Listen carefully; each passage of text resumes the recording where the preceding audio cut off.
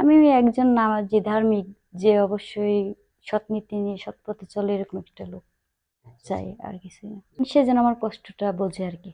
Mask পরে ফেলেন, ঠিক আছে। আসসালামু আলাইকুম। ওয়ালাইকুম আসসালাম।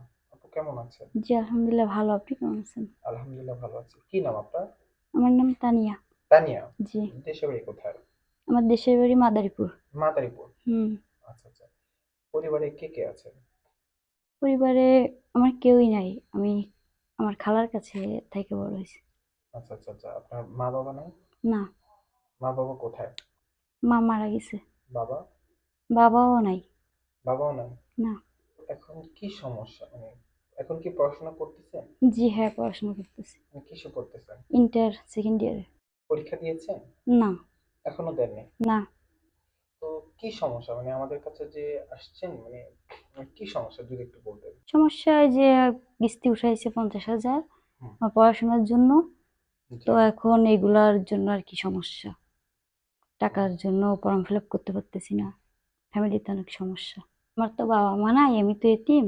জি। এই জন্য আপনাদের কাছে আসছি, যদি সহযোগিতা পেতাম, এই আর কি। আচ্ছা আচ্ছা, আল্লাহ আল্লাহ ভরসা। তো আপু আসলে আপনার কি বিয়ে হয়েছে? না। বিয়ে হয়নি? না। আচ্ছা আচ্ছা, এমনিতে বিয়ে শাদীর জন্য আসে?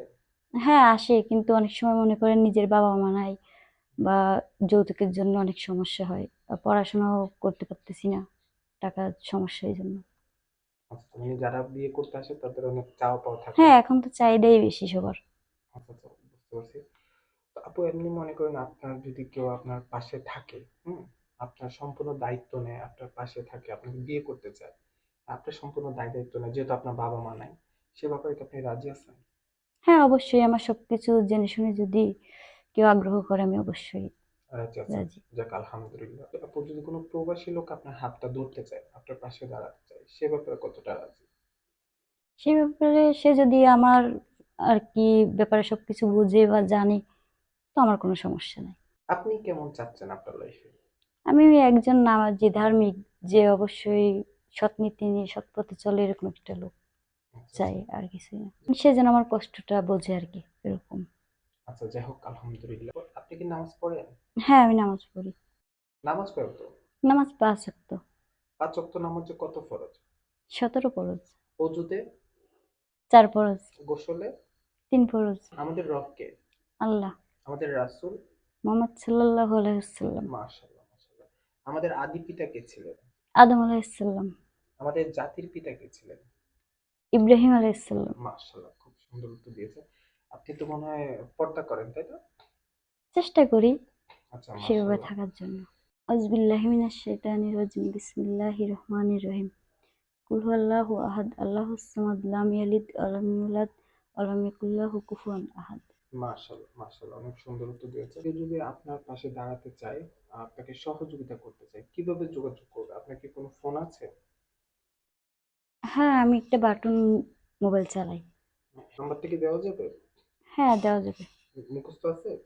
না, মোবাইলটা নতুন তো এই জন্য, নতুন আচ্ছা সিম বলেন, এটা। নাম্বারটা বলেন।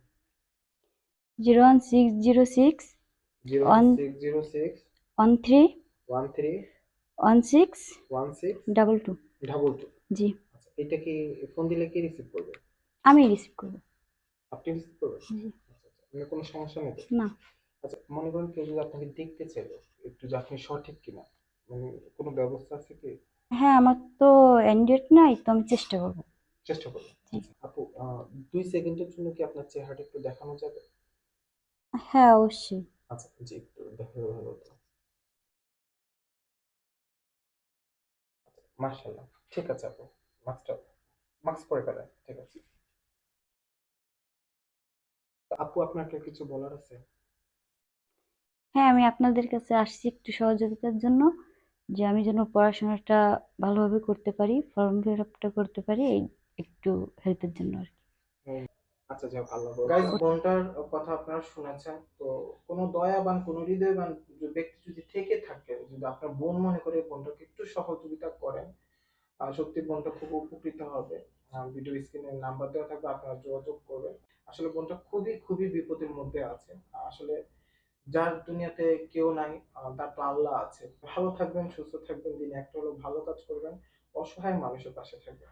আজকে এখানে বিদায় নিচ্ছি। আসসালামু আলাইকুম রহমতুল্লাহ